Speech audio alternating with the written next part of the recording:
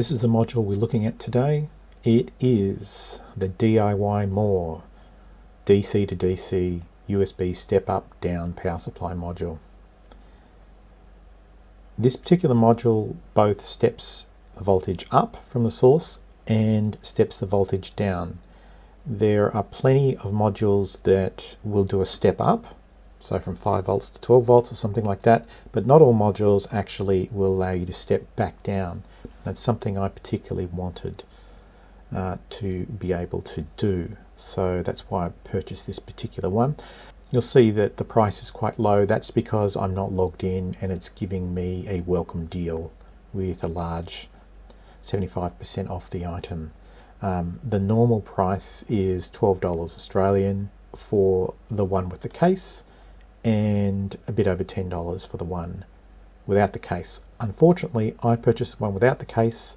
I didn't realize, but since I have a 3D printer, hopefully I'll be able to print off a nice little case for it.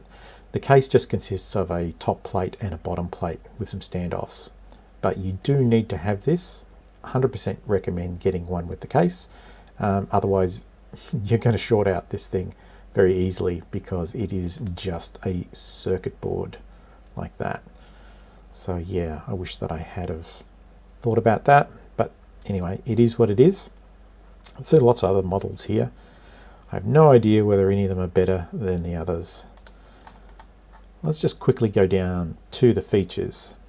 I won't go into too much detail because I want to demonstrate it. That's where we're going to learn about all the features. But just to go over it, it has two modes. One mode is that it's a power supply, and the other mode is that it's an ammeter. So it's something that can monitor current and voltage. And the specs are here.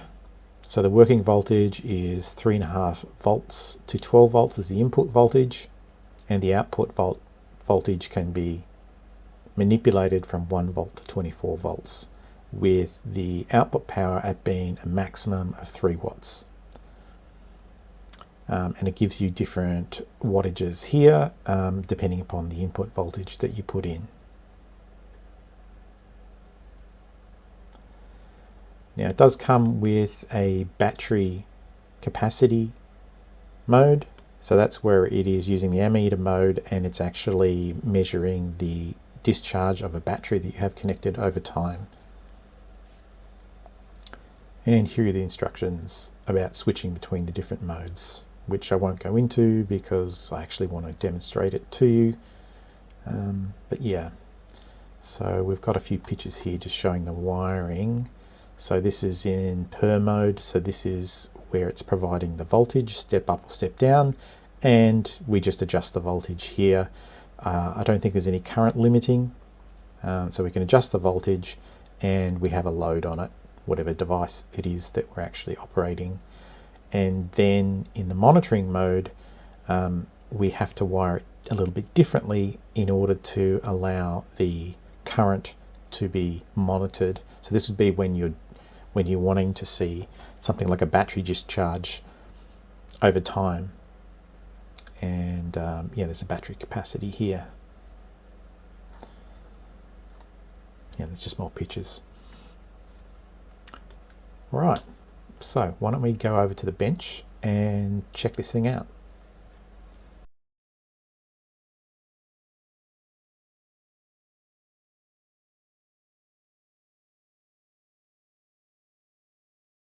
Let's take a look at this before we plug it in.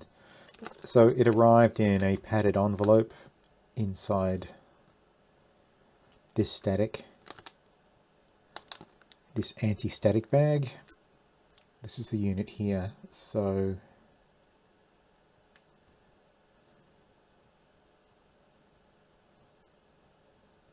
that's what it looks like. It has a little bit of a protective film on the display, which is good to see.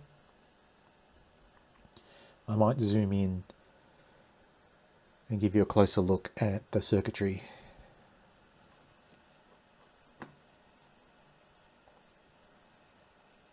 Daughter board on top of this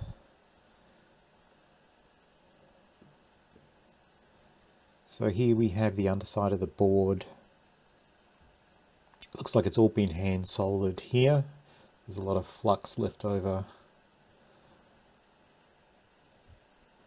Which would be nice if they cleaned up and haven't trimmed the leads off. But it's good to see that the anchor points for the USB are through hole. So that's going to hold it on much better than if it was just purely surface mount. So there's the USB-C connector that's soldered on, and that micro USB, I forget what that one's called. And it also looks like there are some pads here for actually connecting positive and negative voltage in. So that means you could attach some wires here and bypass the USB part of it, which is interesting to know, but obviously the whole reason for getting this is because it is easily connected to USB as the power source. So that's on a bit wonky. We've got our buttons on this side. So I might remove this daughter board and see what we have. Okay. So that's all of the circuitry there. It's really only single-sided. Yeah, there's nothing on that side. I'll try and angle that so that we can get a look at the chips if you're interested in that. And we've also got the display, which is a completely separate board. And I might just look up that IC there.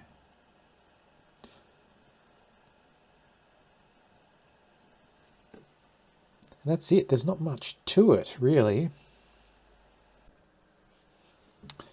This is my plan. I've got this USB power bank, which I'm going to use with this device, and I want to test both the step up and the step down functionality of this. And I thought what I'd do is, in a previous video, if you've seen it, I tested this rechargeable USB soldering iron, and although it's now broken, I did actually connect up my power supply to it, just to the tip, and used my power supply to increase the voltage and to see how much voltage it required to actually function properly. And these were some of the readings that I got. So I thought I would try and recreate that using this USB power bank. And then for the step up, I don't know what I'm going to use as the load just at this moment in time. We'll have to figure something out. If you're interested in that video about this USB portable soldering iron, I'll link it up in a card and down below.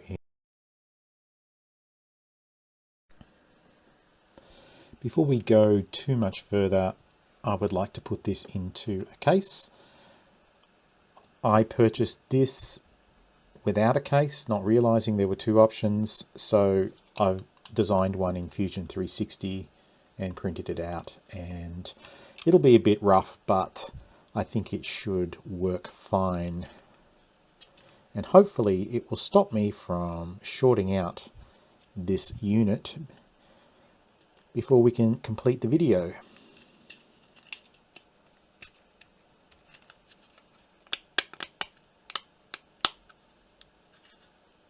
So we've got cutouts, and I've made a big long cutout here because I need room to get thumb in there to be able to get the buttons. And there's where we can connect the wires in. And it should go together just like that. Nice. So I didn't have time to make this so that you could attach it and clip it into place. So I'm going to glue it in place with this special glue that's used for holding down the screens of phones or tablets and things like that. It's a special sort of glue that's sort of like rubber. So it holds it very, very tightly in place. It's very thin, but you can remove it by getting a spudger in.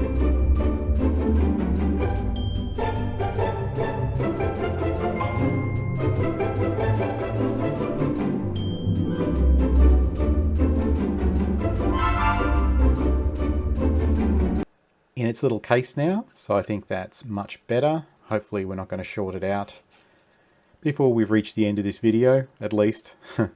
I just wanted to point out before I start off that I'm not an expert in electronics, I'm learning it. And I find the whole concept of voltage and current and power a little bit confusing. So I'm bound to say some things that are incorrect and make some assumptions that aren't right. And please feel free to correct me in the comments if you know better. Like I said, it's a learning experience. If you don't know much about electronics and electricity, then maybe you'll learn something out of this. Otherwise, at the very least, you're going to get a good demonstration of what this particular little gadget can do. And if you're interested in this type of thing, then maybe that can help you make a decision as to whether you want to purchase something like this in the future. Okay, so let's check out how this works. So we've got three different options for powering it. So this micro USB, this USB A, and USB-C. Any one of these can power this device. I'm going to use USB-C just because that's the connector I have handy. And it just flashed up then that it was in per mode. So it has two modes of operation, per mode and VAH. And the difference between them, as far as I can tell, is in per mode, it's essentially operating as a power supply, and you can set the voltage and it will tell you how many amps the load is drawing, so the device that you're powering is drawing. Now in VAH mode, it acts as an ammeter, so it will monitor over time how much current it is drawing, and then you can use the time and the accumulated current over time to do a calculation to figure out how much power it's actually consuming over a particular time. So an hour or 2 hours, something like that. But we're going to start off in the per mode. So apparently this remembers the settings each time that you power it off and power it back on. So this is currently set to 5 volts, and it's in output mode, and it's drawing no amps because there's nothing connected here. So if we do a single press of the on-off button, it's turned it off. So there should be no current coming out here. Single press turns it on. So then we can adjust the voltage, because there are up and down buttons here.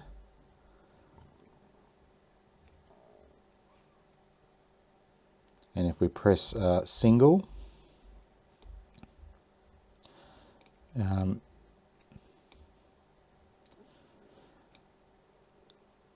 it will go down slowly. If we hold it down, it should speed up.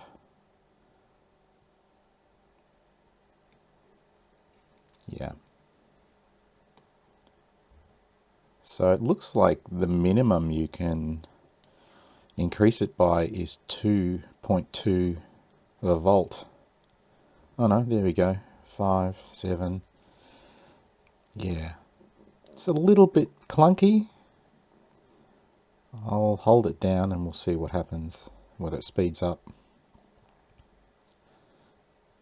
Yep.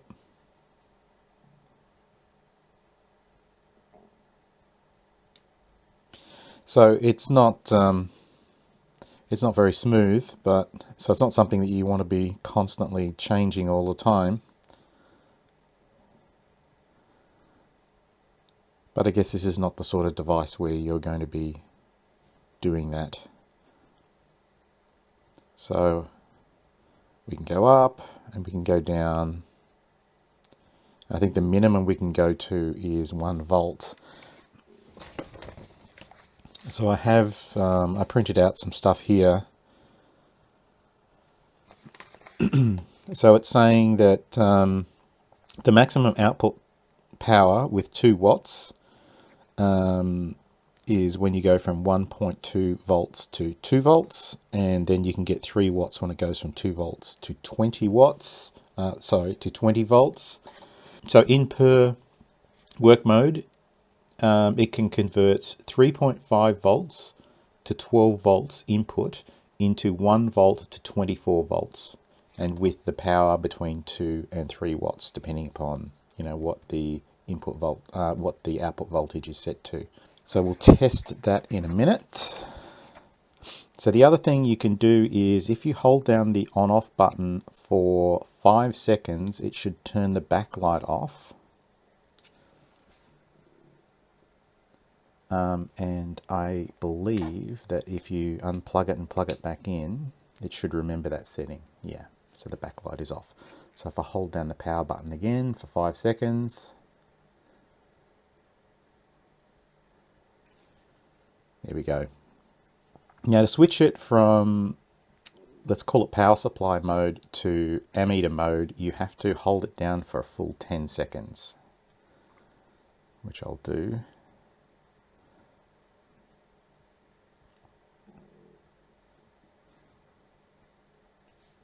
Yep. And now we're in ammeter mode. And you can switch between, the bottom line, you can switch between the different displays by hitting the, I believe, the down or the up arrow. No, it's up. So that's going amp hours to the amount of time, so hours, and how many amps. So there's power, amp hours, and time. I'm guessing that it will sample every second or every X amount of milliseconds the current that's been drawn, and then at the end of that it'll do the calculation for you to tell you how much has been used over the time period that you have it there, so you can calculate the capacity of a battery or something like that if that's what you're after. So if I hold this down for 10 seconds, we should switch back to per mode, so power supply mode.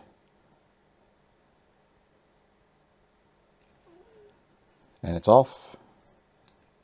Press it once, the power button once on, and there we go. We're ready for action, so it should be outputting basically 1 volt. Now what else can it do? I believe that when it's off, so if we press the button so it's off, if you press the up key, it's got a temperature sensor. I don't know why that's there. I'm guessing that's the temperature of the room. Test that out somehow. 25 degrees Celsius sounds a little bit high for in here, but I mean, obviously this is in a case and it's got a screen, so if it's measuring through a sensor in there, that's going to be not the same as room temperature. So yeah, I do have a question mark about whether or not that's the temperature of the circuit board or room temperature. I don't know. Seems like a weird feature to have there. But it doesn't happen, obviously, when it's running. It's only when you turn it off and you press the up button, you get that temperature sensor. All right, first thing we should do is check to see the voltage. So at the moment, it's saying that it's going to output 1 volt, 1.02 volts.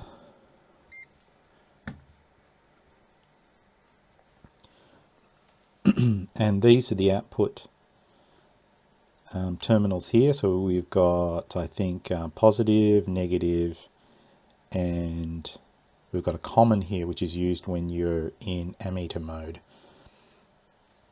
So this should be around about 1 volt. Yeah, 1.02. Wow, that's spot on. Let me just do that again. Let me get my hands out of the way.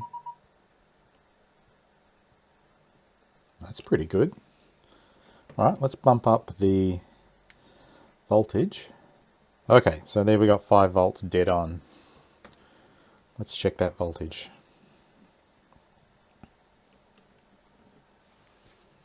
Yeah, I'm actually quite impressed with that. Okay, so without a load on, clearly setting the voltage does seem to work pretty well. So I guess it's time to put some sort of load on this and see how it performs as a power supply. Now I've got this portable USB soldering iron, which I reviewed in a different video, and if you haven't seen that video, check out the link in the description. But what happened was it stopped working. I pulled it apart anyway. I broke it some more, and it was already broken. But I got a little bit obsessed with the tip, with the idea that you could just apply voltage to the tip. This is a ceramic tip, and applying voltage to this actually, makes it operate. It doesn't have any sort of temperature sensor or anything like that in it. And so I thought we'd do the same thing again, because I took some readings. I powered it through my bench power supply, and I took some readings off it, and you can see here that as you apply different voltages, the current draw increases, and eventually you get to like 2.8 volts, and it's drawing 1.15 amps, and it's beginning to melt the solder. So the more current that it draws, the hotter that it gets. So I'm guessing this is just acting as a resistor.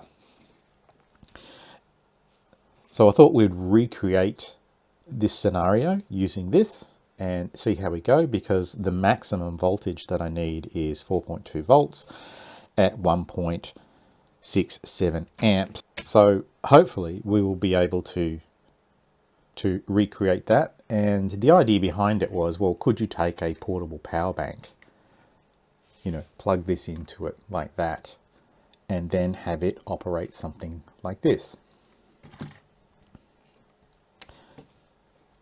And this also gives us the opportunity to actually do some calculations, because I have made a pact with myself to sit down and try and work out what's going on and actually do the physical calculations.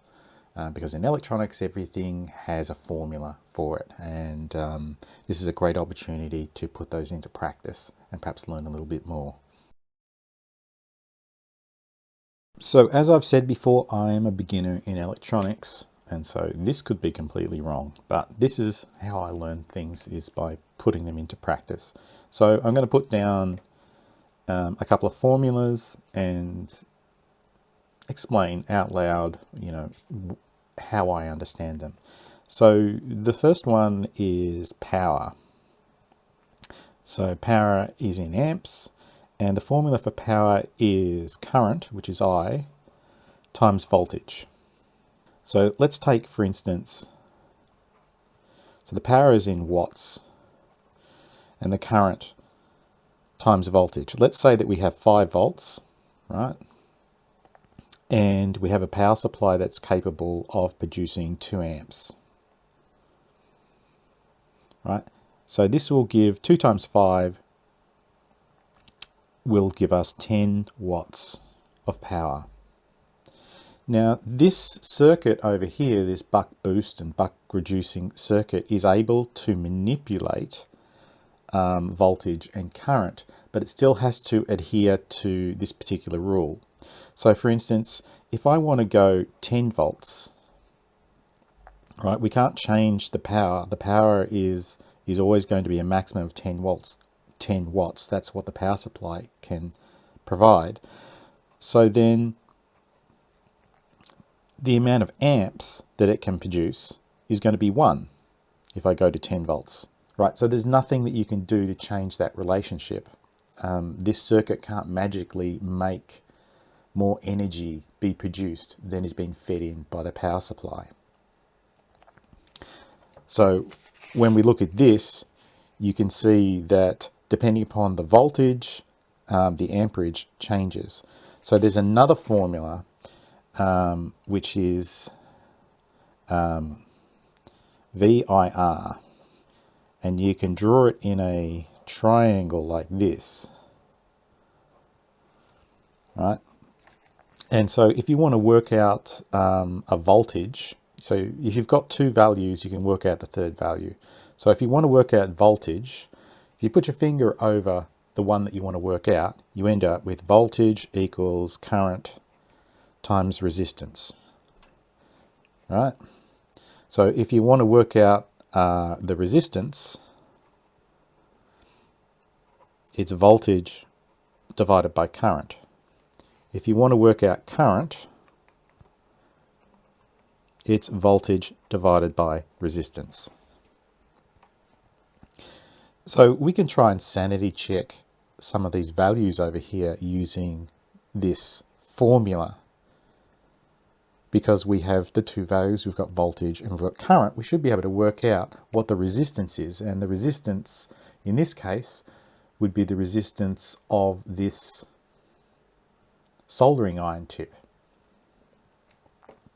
So to work out the resistance, we know it's V over I. So the resistance equals 1.5 volts divided by 0.64 amps. And if I do that calculation, divided by 0.64, we get 2.34 ohms. How do you do the ohms? Something like that. Okay. So if we just sanity check that by doing another one, so if we do, say, 4.2 divided by 1.67, so this is the final value that I got. So 4.2 divided by 1.67, we get 2.51 ohms. Okay, so they're slightly different, but there are real world things to take into consideration. And the resistance, I don't know this, but the resistance here might actually change depending upon how hot it gets. And how hot it is depends on how much current is being provided to it. So I haven't tried this, but I'm hoping that if I measure the resistance of this tip, that it's going to be somewhere between, 2.1 and 2.6 or something like that ohms.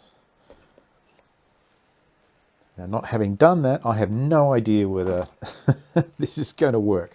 But this is how I learn, by trying out practical things. Because the theory stuff, always makes me a little bit confused. Have to see it for myself. 3.6 ohms. How's that? That's pretty much within the range that we calculated. Okay, so I do understand a little bit about this.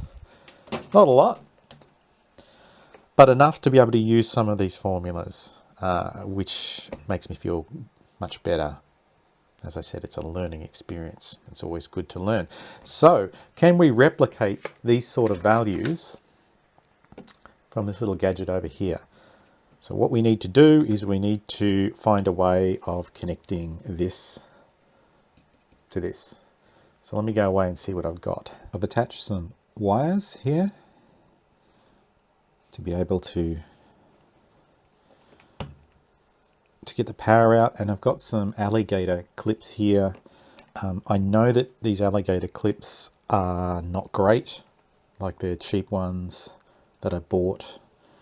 So I just want to check the resistance of the wire to make sure they're not absolutely ridiculous. I mean, there's 1.5 ohms of resistance in that alligator clip, and the alligator clip is obviously too long, really.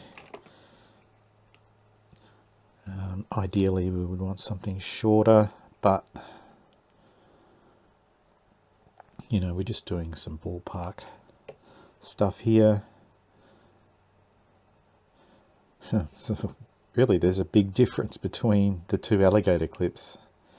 Like I said, you know, these are dodgy, cheap ones that I bought.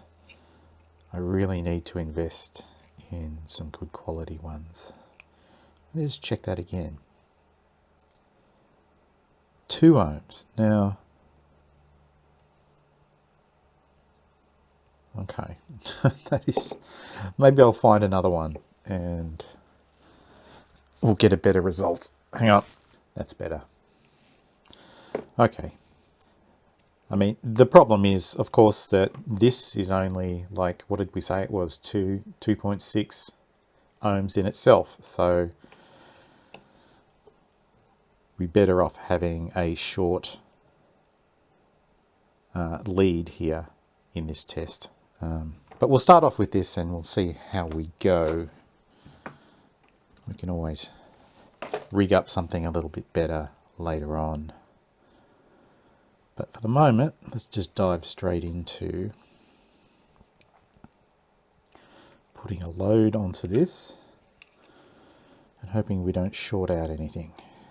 What are the chances of me not shorting it out? Not great. So according to my little chart, you know, we want to start off with a low voltage. It doesn't really, we want to work our way up to get to 3.2 volts. So 1.5 volts here. Let's see if we can't get this to 1.5 volts. 1.5 volts, pretty close to. Let's measure the voltage coming out. Yeah, pretty close to 1.5 volts. Plug it back in. It's off.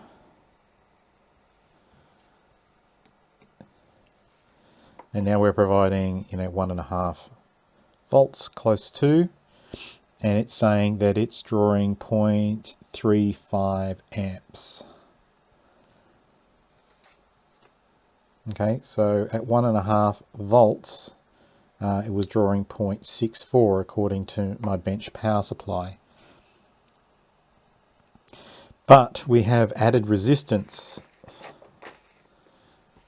in the wire that's going through to there. So I guess we need to redo the calculation and see whether or not that. So let's go back and just write down all of the figures. So just going to test the resistance again of the tip. So it's 0.42, 0.43, 4. Okay, so let's say that the resistance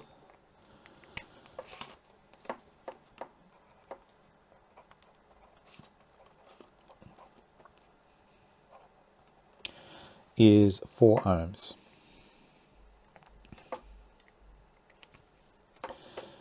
Now, if we connect up our alligator clips,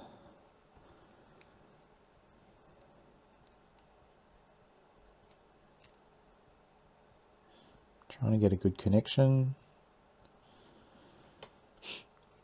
and if we check the resistance all the way through the wires,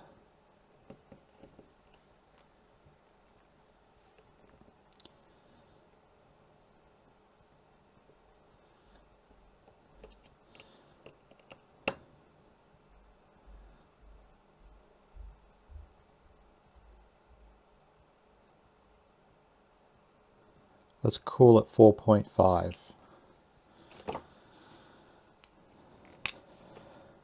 4.5.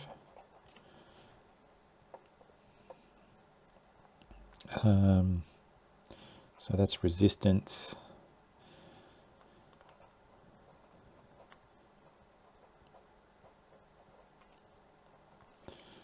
Okay, so let's say that we've got an extra 0.5 of an ohm. So this is the reading that we're getting from my lab power supply.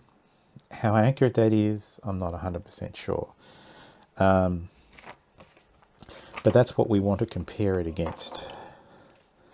So let's try and make sure nothing's shorted. We will reapply this.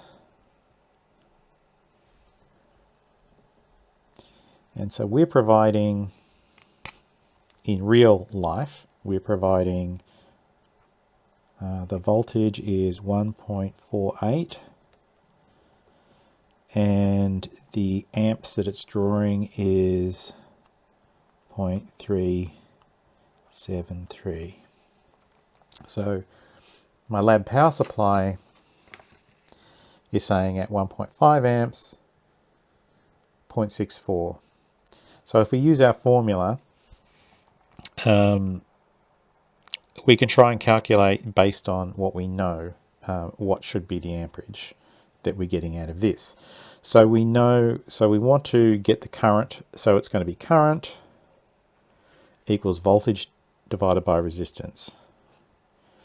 Okay, so I is equal to, and we said that the resistance with the wire is 4.5 and the voltage is 1.48.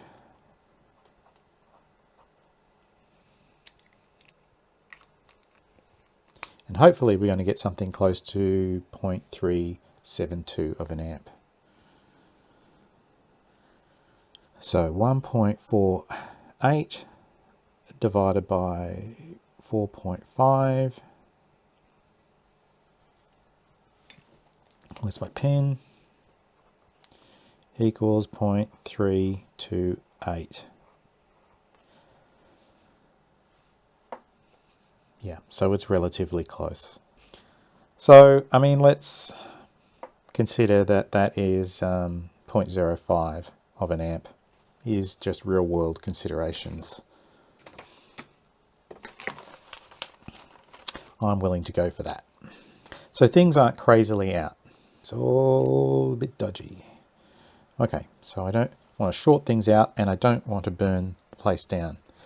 Okay, so according to this, if we keep bumping up the voltage, so we bump up the voltage to say 2.8 volts, it just begins to melt solder. So let's crank her up to 2.85 and our amps. So 2.8 is what we have here. So it was drawing 1.15 amps and we're drawing 800 milliamps, 883. I suppose I should test that.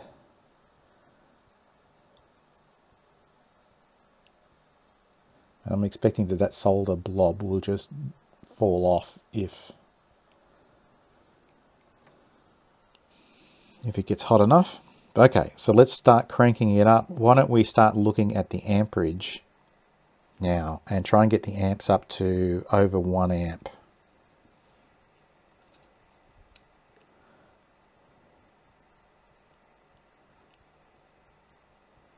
Oh, and what happened there? It turned itself off.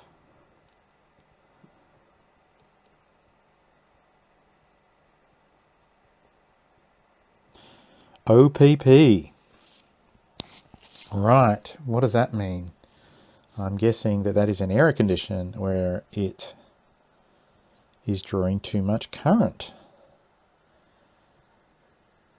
So what could be causing that? Actually, it's connected to a USB power supply and I can see written on it, it says 2.4 amps.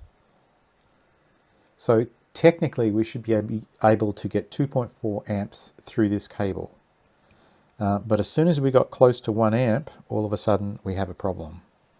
I'd better go and check the documentation to see whether it tells me what that is. Okay, so I just looked up the instructions on the website, and this OPP is basically saying that it's over the power limitations of the circuit, and if the voltage is less than 2 volts, it's supposed to be able to output 2 watts.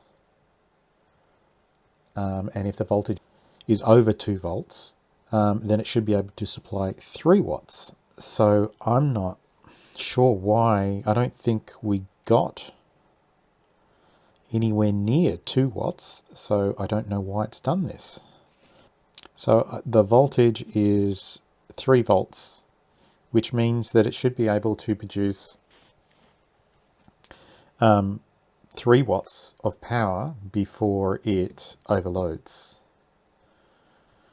Okay, so we can go back and we can do our calculations again and try and figure out what's going on, whether there's something wrong with this unit or whether that's perfectly fine. So we know that power is equal to current times voltage, and we know the resistance. So if we want to work out the current, we can go ahead and do this. So it's V over R. So current equals V over R. And we know that the resistance is 4.5 ohms.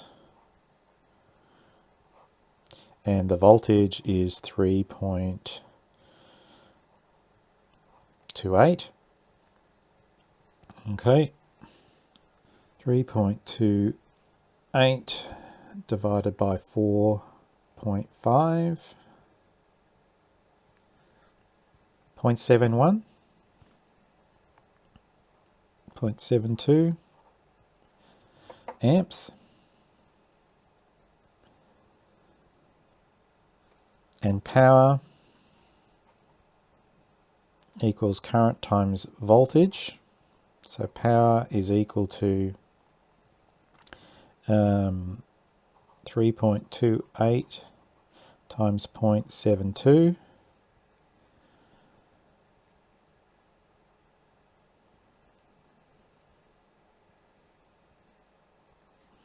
equals 2.3 watts.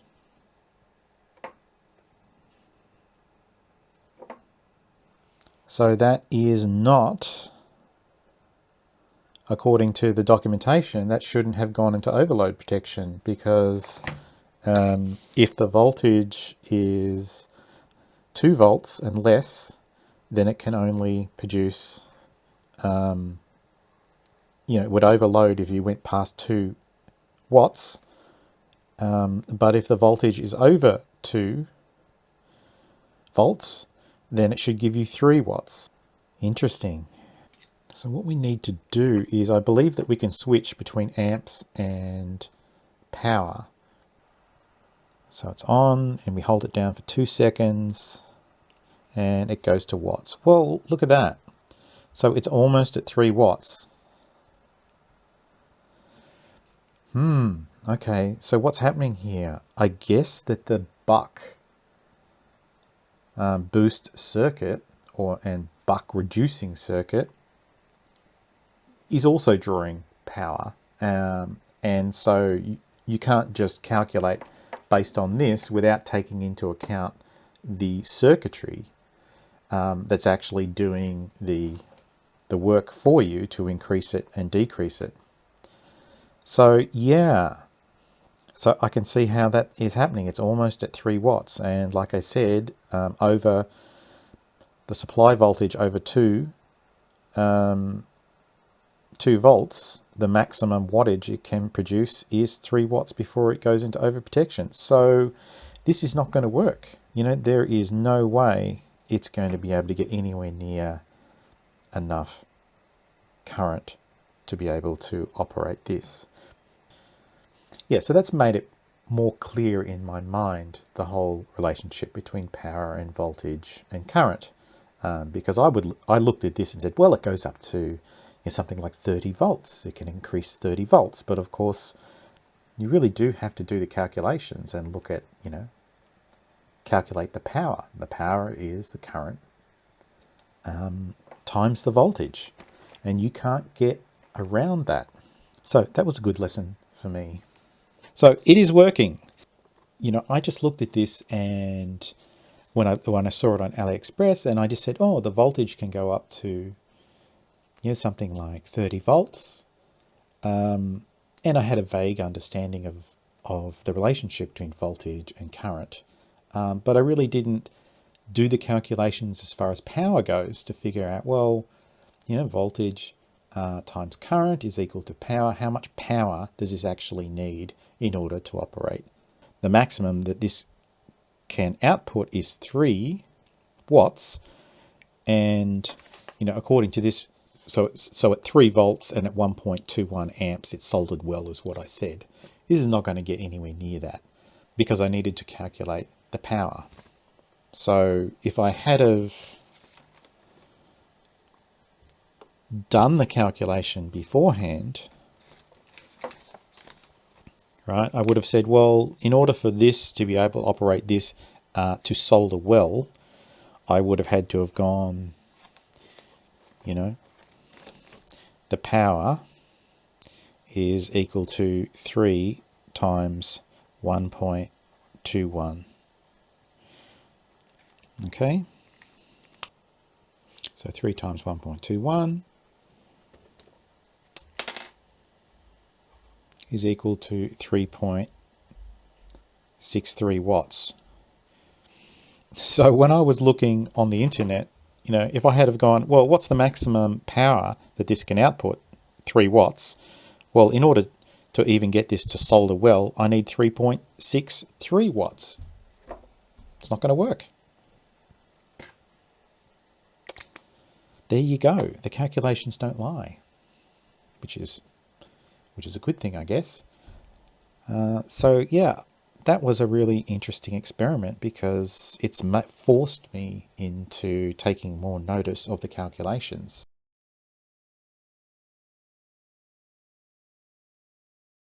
Time to test the step up functionality of this unit. So we're going to step the voltage up from the 5 volts we're getting from the supply to 9 volts. That's what this little PCB runs at.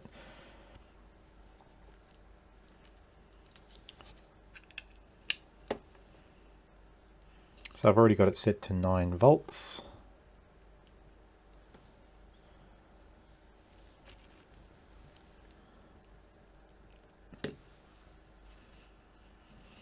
Here we go. So that's running. And we can see here that it's drawing 0.025 of an amp. Just want to check the voltage to see how accurate it is. So we got 9 volts there, almost spot on. And I also wanted to check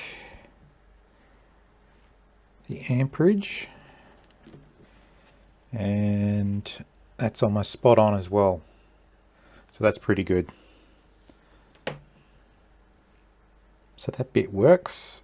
Now what else did I have here? So I've got this fan as well. This is a 12 volt fan, so we might as well test that as well. Okay, so I've got it set for 12 volts. I've got the fan here. So this is a 12 volt fan. And that's really flying along. That's weird. The voltage isn't staying at 12 volts, it's fluctuating. So what's the amperage? 0.140 of an amp. Why is the voltage fluctuating like that? It should be staying steady at 12 volts.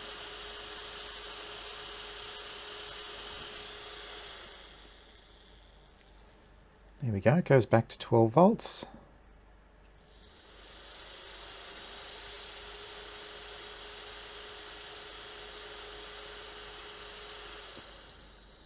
Huh. Well, that's interesting. I wonder what's going on there. It doesn't seem to be overloading it. It's nowhere near its maximum. I think I might consult the internet. So I have consulted the internet, and there's a couple of things that could be going on here. One is that this power supply just isn't capable of handling the 12 volts. But the other thing was that when electric motors start up, they require more current in the beginning to start off. And it is possible that could be putting this circuit into a state where it's falling behind the current that it needs to maintain. So the suggestion was to put a large capacitor in parallel as a reservoir for the electricity to help it. So I found this 1000 microfarad 25 volt electrolytic capacitor, which is what I would use on my drone on the flight controller where the battery terminal is connected to smooth out the voltage. So we'll try that. So this is the negative side. Positive. Let's just touch this. Can we see that? Get my big hands out of the way. Aha! And there it's able to maintain the 12 volts.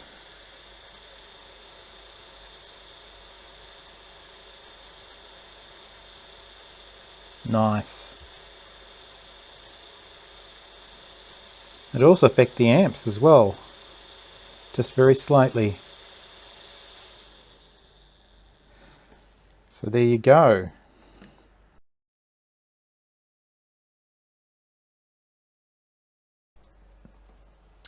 Time to move on to the VAH mode, or what I think is the Ammeter mode. And you can see here that in this configuration, this unit is just monitoring the load, the current consumed, and we actually have to have a separate battery charging a load.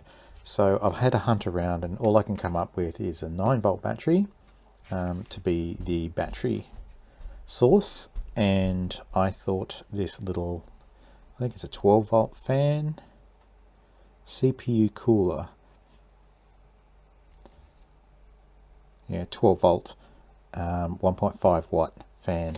The important thing is that it's analog, it's not digital. It's just going to keep consuming current and power until it runs out, as opposed to something like a digital circuit which will detect that the voltage is low and cut off. So it looks pretty dodgy, but I have hooked up this 9 volt battery here as the load voltage. I've got my fan over here as the load, and everything is connected up as per this diagram. Yeah, I mean, this is just a test, so forgive me for all of the mess here. So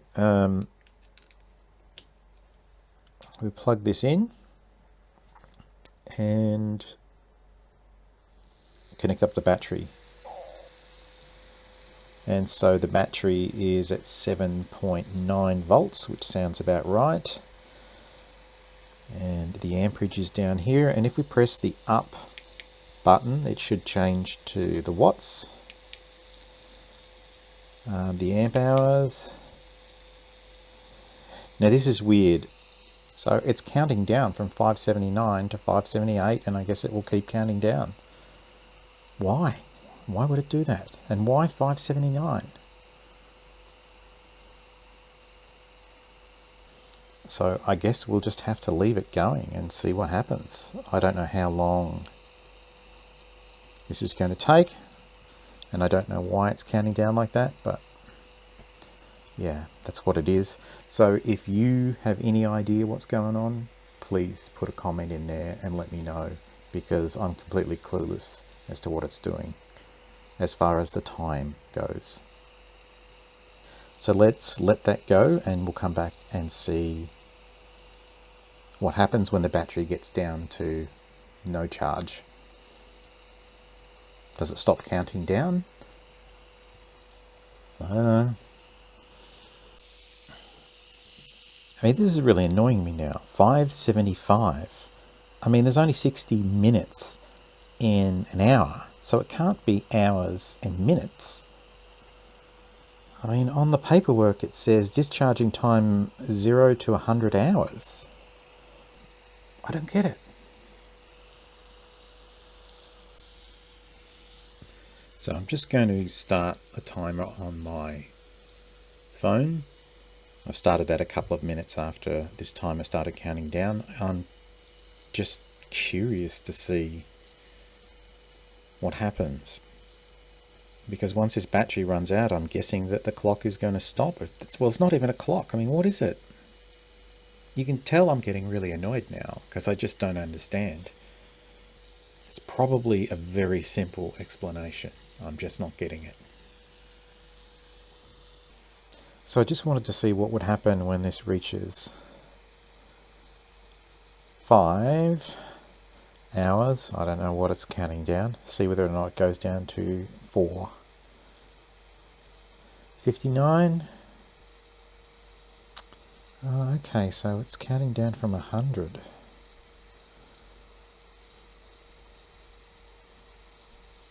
Interesting.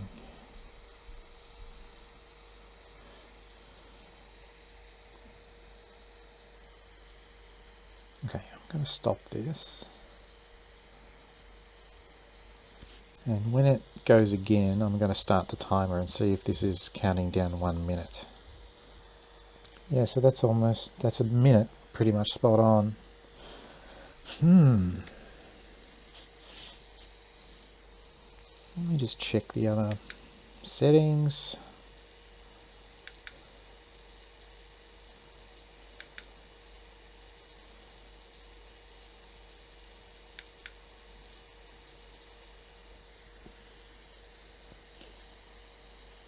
Okay, so if I stop this process, so it's at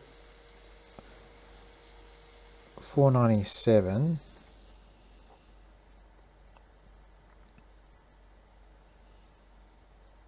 So I've stopped it and it's at 42 minutes. Huh. So it is counting. So why does it start at 579?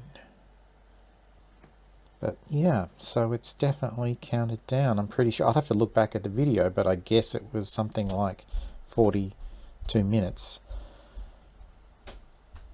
that it was counting down on this. Weird. So if I disconnect this now, is it going to remember 42?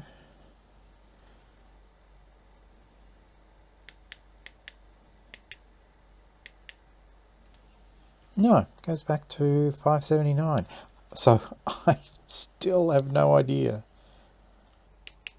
If I reset this, we've got 579 and then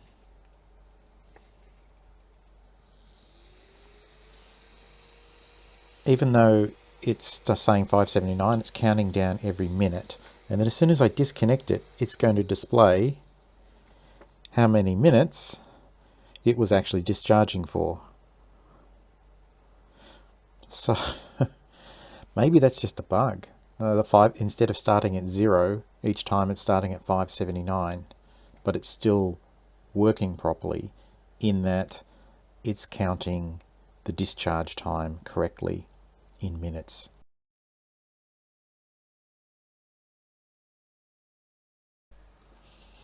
Okay, I think I'll leave the video there. That's about as much testing as I want to do with this little device. So it was interesting. Like I said in the beginning, it's a bit different from other devices in that this is both a step up and a step down voltage regulator. And it seems to work as advertised, all except for that weird 579 countdown. and perhaps somebody out there can enlighten me in the comments as to what's going on there, or whether it's just a bug. So I'll leave links to everything I've used in the video down in the description, and please, if you like what I'm doing, think about subscribing to my channel, give me a thumbs up, a comment, all that sort of good stuff. And remember also that all my videos are categorized into playlists, so if you like this video, you're likely to find a playlist which includes other stuff like this. Yeah, and I guess that's it. So I'll catch you on the next one. Ciao.